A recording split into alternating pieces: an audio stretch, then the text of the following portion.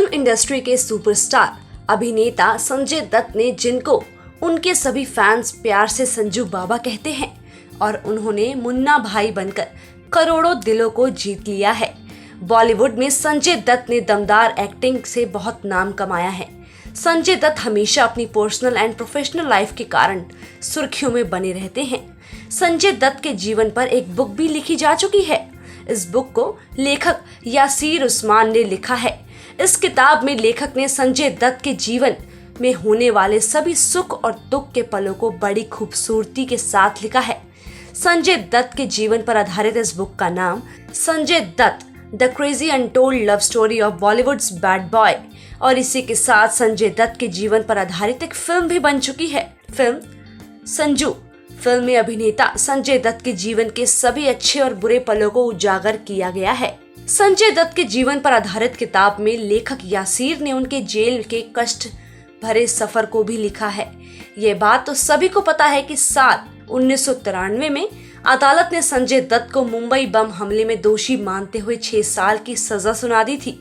जब संजय दत्त मुंबई बम धमाके के आरोप में जेल गए थे, उस समय संजय दत्त के पिता सुनील दत्त अपने बेटे से मिलने के लिए जेल में गए थे। अपने बेटे को जेल की सलाखों के पीछे देख सुनील दत्त अपनी आंखों के आंसू को नहीं रोक सके, और सुनील दत्त अपने बेटे से जानना चाहते थे कि जो पूरी दुनिया उनके ऊपर आरोप लगा रही है कि क्या वो सच है या झूठ। सुनील दत्त अपने बेटे किसी के मुंह से सिर्फ नहीं सुनना चाहते थे।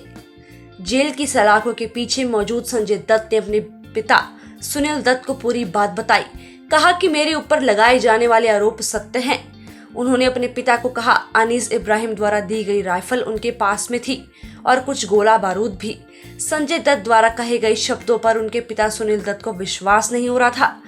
सुनील दत्त को पता था कि इस गलती की उनके बेटे को बहुत बड़ी सजा मिलने वाली है, और इसी मुलाकात के दौरान उन्हें पिता को बताया कि मेरे लोगों में भी मुसलमान का खून दौड़ रहा है। जब संजय दत्त ने अपने ऊपर लगाए हुए आरोप को स्वीकार किया, इस बात को सुनकर उनके पिता पूरी तरह से हैरान रह गए। वो अपने बेटे संजय दत्त से पूछा कि तुमने इतना बड़ा फैसला अकेले कैसे कर लिया? एक बार भी मुझसे नहीं इस बारे में बात की? क्या तुमने इस बारे में बात करना मुझसे जरूरी नहीं समझा? अपने पिता के सवालों को सुनकर संजय दत्त ने बताया कि मेरी रगों में भी मुसलमान का खून दौड़ रहा है। आपको पता ही है कि मुंबई में मुसलमानों के ऊपर बम धमाके किए जा रहे हैं, और बाबरी मुस्लिम विवादों के चलते अनेकों मुस्लिमों की जान खतरे में आ चुकी है। सुनील दत्त अपने बेटे की बातों को सुनकर गले लगाकर रोने लगे।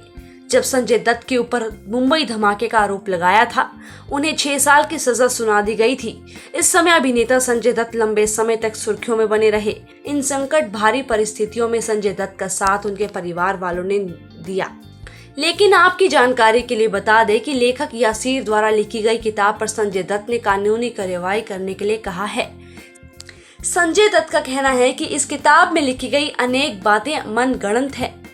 उन्होंने कहा कि ये किताब जरूर मेरे जीवन पर आधारित है, लेकिन एक बात को बढ़ा चढ़ाकर लिखा गया है।